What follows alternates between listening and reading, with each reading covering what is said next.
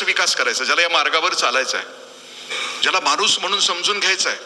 संत महापुरुष ज्या अवस्थेला, ज्या दशेला पोहोचले, त्या दशेला आतून विकसित होऊन ज्याला पोहोचायचं आहे, त्याच्यासाठी सांगितलं की आहार. आम्हाला कोणता आहार पाहिजे? शुद्ध, सात्विक, घरचा.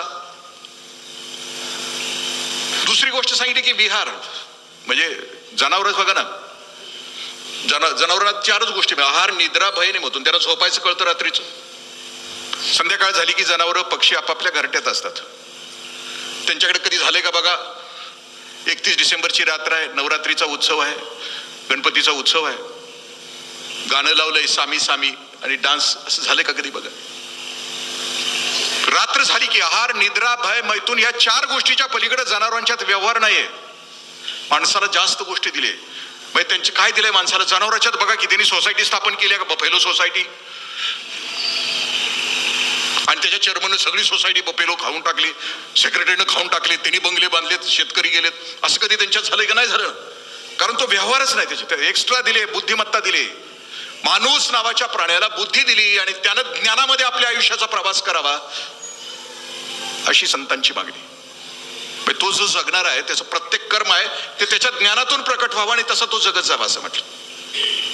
मग 2 कोश ज्यादा दिले. मी म्हटलं की त्याला विज्ञानमय कोश दिला आणि आनंदमय कोश दिला.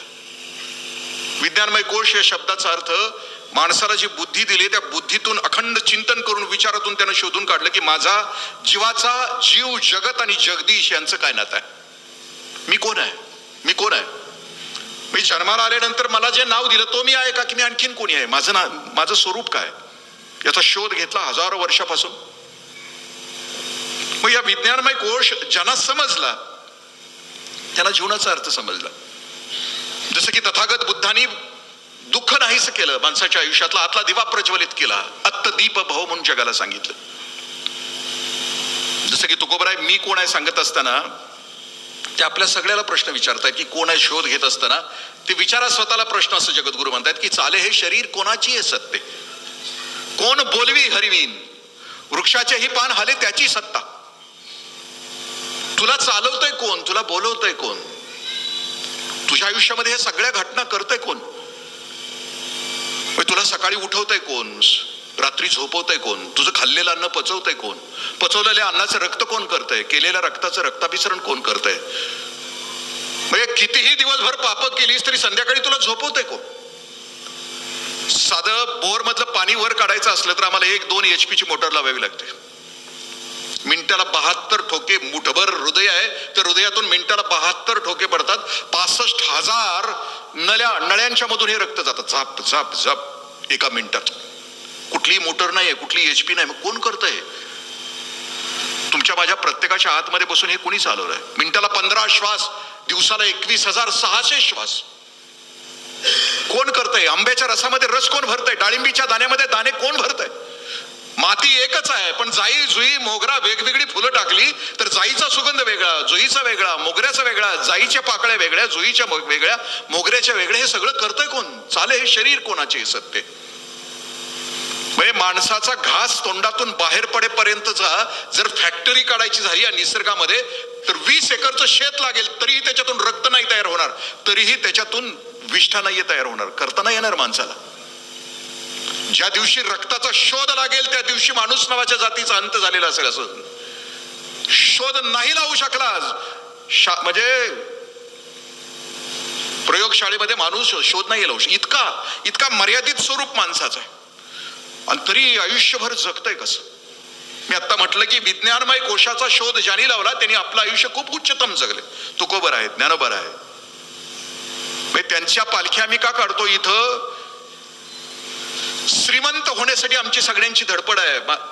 आपल्या सगळ्यांना मी स्वतःहून स्वतःला प्रश्न विचारतो, गेल्या हजारो वर्षामध्ये प्रत्येक पिढीमध्ये करोडो रुपये कमवून माणसं मिळलीत, पण कुणाचं नाव आहे का बघा आदर्श म्हणून आमच्या समोर? 2 शेटजींची मला नावं सांगा, 2 शेटजींची. एकही शेटजी माणसांच्या लक्षात नाही राहत. तो तथाकथित पैसे कमवेल, मोठं घर बांधेल, महाल बांधेल, खा प्या आणि मजा करा, eat drink and be happy, इतरांच्या पेक्षा वेगळं काहीतरी करेल. आपल्या पोराच्या लग्नाला 750 कोटी रुपये खर्च करेल. ती लग्नपत्रिका 25,000ची असेल. लग्नामध्ये जे नृत्य करण्यासाठी नर्तकी आणली होती तिला 73 कोटी रुपये तिला मानधन देईल, मला वैभव दादा जाण्या येण्याचं सुद्धा देणार नाही. 73 कोटी. आणि तिनं जे स्टेज तयार केलं होतं त्या स्टेजला 13 ट्रक सामान तिनं आणलं होतं. म्हणजे ती पत्रिका परवा व्हॉट्सअप युनिव्हर्सिटीमध्ये आली, बघितली असेल तुम्ही. 25,000 आपल्यातलं गरीबाचं एखादं लग्न झालं असतं तेवढं. पण हे शेठजी नाहीये लक्षात राहणारा, यांच्या मार्गावर चाला असं नाही होणार. महाराष्ट्रामध्ये धनिकांच्या पालख्या कधीच नाही येत निघत.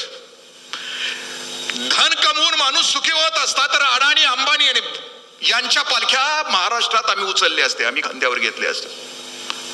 सत्तेनं माणसं सुखी होत असती तर आता आजी माजींच्या सगळ्यांच्या पालख्या आम्ही काढल्या असते. जे माझी हित असतील त्यांनी स्वतःला प्रश्न विचारा. माझी होणं लय भयानक असते. मी माझीच आहे अधिकारी, मला माहित आहे किती वाईट असते हाल माणसाचं. म्हणजे मी नोकरीतनं बाहेर पडलो, जो शिपाई असा 90 डिग्रीनं वाकायचा नोकरीत असताना, घासून गेलं तर आता बघत नाही माझ्याकडे. तरी ह्याला सत्तेची संपत्तीची खूप अपेक्षा आहे. सुखी असणारे संत आहेत, कारण संत सांगतात की ज्याला सत्तेचा माज, संपत्तीची मस्ती आणि ज्ञानाचा अहंकार संपवता आला तोच सुखी होतो. सत्ताधीश सुखी असते तर या जगानं माणूस नावाच्या प्राण्याला, ज्याला माणूस नावाच्या प्राण्याचा अर्थ कळालाय त्यानं आपल्या खांद्यावर पालख्या या सत्ताधीशांच्या घेतल्या असत्या. सत्ता, संपत्ती, पद नाही ना. पण माझा महाराष्ट्र ज्या संतांच्या पालख्या उभ्या आजपर्यंत चालवतो ना, ज्ञानोबा तुकोबरायांचे, त्यांच्या घरात डोकावा, माझ्या तुकोबरायांच्या घरात डोकवा, माझ्या ज्ञानोबरायांच्या घरात डोकवा. म्हणजे इंद्रजीत माझी मुख्य कार्यकारी अधिकारी होणार, या जगात पंतप्रधान, माजी पंतप्रधान, आमदार, माजी आमदार होणार, पण या जगामध्ये संत तुकाराम, संत ज्ञानेश्वर हे कधीच माजी होणार नाहीत. कारण जगाला जो उपदेश त्यांनी केलाय तो चिरंतन आहे. अभंग शब्दाचा अर्थ असा आहे की जी वाणी कधीच भंग नाही पावणार, मानवी जीवनाच्या कल्याणासाठी आणि उद्धारासाठीच वापरली जाणार, तिला अभंगवाणी असं म्हटलं. आणि आम्ही म्हणून त्यांच्या पावलावर पाऊल टाकू. त्यांना जीवनाचा अर्थ कळाला. आम्ही आजपर्यंत आमचं सगळ्यांचं स्वतःचं आयुष्य जर तपासलं, आमच्या सगळ्यांचं वाहून गेलेलं आयुष्य, तर वाहून गेलेल्या आयुष्यामध्ये फक्त भय, लालूच आणि पश्चाताप या 3च गोष्टी आहेत. बघा ना, अनेक गोष्टींचा पश्चाताप आहे. हे असं नाही घडलं आणि तसं नाही घडलं, हे असं व्हायला पाहिजे होतं आणि तसं व्हायला पाहिजे होतं आपल्या आयुष्यामध्ये. भूतकाळ सारखा माझ्या वर्तमानाला टोच मारतो आहे आणि भविष्यकाळ सारखा माझ्या वर्तमानाला काळजी लावतो आहे. काय होणार माझ्या पोराबाळांचं काय होणार, पुढच्या 7 पिढ्यांचं काय होणार, सातत्यानं माझ्या मनामध्ये त्या गोष्टीचा विचार. आणि शेवटची गोष्ट आहे की माणूस नावाच्या प्राण्याला आनंदमय कोश, शेवटचं आणखीन जे एक्स्ट्रा फॅसिलिटी दिली माणसाला ती आनंदमय कोश. माणूस नावाचा प्राणीच फक्त हसू शकतो, माणूस नावाचा प्राणी फक्त बोलू शकतो, तोच विचार करू शकतो. आता मगाच्यापासून काही विनोद झाल्यानंतर जे हसलेच नाहीत, आता त्यांच्या बाबतीत काय सांगावं. म्हणजे त्यांनी जन्माला यावं का आलो याचा अर्थच त्यांना कळालेला. माणसाच्या जन्माला येऊन ती जर हसत नसेल, कायम गंभीर चेहऱ्याचं, जणू अख्ख्या जगाचं दुःख माझ्या एकट्याच्याच टकोऱ्यावर आहे असं घेऊन जे जगतंय त्याच्याविषयी काय सांगणार. स्वामी विवेकानंद तर असं म्हणतात की तुम्ही निराश असाल, नाराज असाल, दुःखी असाल, त्यावेळेला समाजामध्ये नका जाऊ. कारण दुःख हा संसर्गजन्य रोग आहे, निराशा हा संसर्गजन्य रोग आहे. ते असताना तुम्ही चौकात जाऊन दुसऱ्याला दुःखी नका करू. माणसाला दुःख उगळायची सवय आहे. चौकात आलं की पुढचा श्रोता मिळाला की ह्याची कादंबरी सुरूच. पण हसू शकणारा या जगामध्ये फक्त माणूस, हसतच नाही माणूस. म्हणजे आमची शासकीय माणसं किंवा रिटायर झाली माणसं की आयुष्यभर हसत नाहीत ना, मग आम्हाला हसवायला माणसं येतात. तुम्ही शहरात जर गेला, रिटायर झालेल्या माणसांच्यासाठी नाना नानी पार्क असते आणि त्या नाना नानी पार्क मध्ये सकाळी सकाळी ही सगळी आमच्यासारखी म्हातारी कोतारी सगळी जमतात सकाळी. आणि हे आयुष्यभर हसलेलं नसतं, त्यामुळे ह्यांना हसवायला एक जण आलेला असतो. हास्ययोग व्हायला, हसवायला हसलेलंच नसतं ना आयुष्यभर, गंभीर चेहऱ्यानं कायम राहिलेलं. आपली एक 4 हार्मोन्स आहेत मेडिकल सायन्स मध्ये सांगितलेली. डोपामाइन, ते मोबाईल जास्त बघितला जातो ना, तर डोपामाइन मुळे बघितला जातो. आपली पोरं, आपण सगळेजण आहारी गेलो होते. सेरोटोनिन, हसलं की ते खोटं जरी हसलं तरी ते सिक्रेट होतं, आनंद निर्माण करतो. खोटं म्हणजे ज्याला खरं खरं हसता येत नाही ना, त्यानं खोटं खोटं तरी हसावं असं त्यांनी सांगितलं. खोटं खोटं नुसते चेहऱ्याचे स्नायू जरी स्माईल सारखे केले तरी. एंडॉर्फिन जे व्यायाम केल्यानंतर मिळतं, आणि ऑक्सिटोसिन प्रिय व्यक्तीला भेटल्यानंतर जे मिळतं. मग हे हार्मोन्स आहेत. ते हसल्यानंतर मी म्हटलं हसणारा या जगामध्ये माणूस नावाचा प्राणी. दुसरा विचार करणारा माणूस. विचार करण्यासाठी त्याला अवजारं दिलेत. उदाहरण विचार काय करायला सांगितलं की तोंडाच्या वर नाक दिलंय, करताना किती व्यवस्थित दिलंय. 2 कान आणि 1 तोंड दिलंय, म्हणजे ऐकताना दुप्पट ऐक आणि बोलताना एकदाच बोल. ही तर प्रत्येक जण वक्ताय. म्हणजे पंतप्रधानांनी काय केलं पाहिजे याचं भयंकर चर्चा, रात्रंदिवस चर्चा. पण मी काय केलं पाहिजे मला माहित नाही. तोंड एकच आहे, कान 2 आहेत. म्हणजे निसर्ग बुद्धीनं वाघ म्हणतो की 2 दुप्पट ऐक आणि एकदाच बोल. पण तोंडाच्या वर नाक ठेवलंय.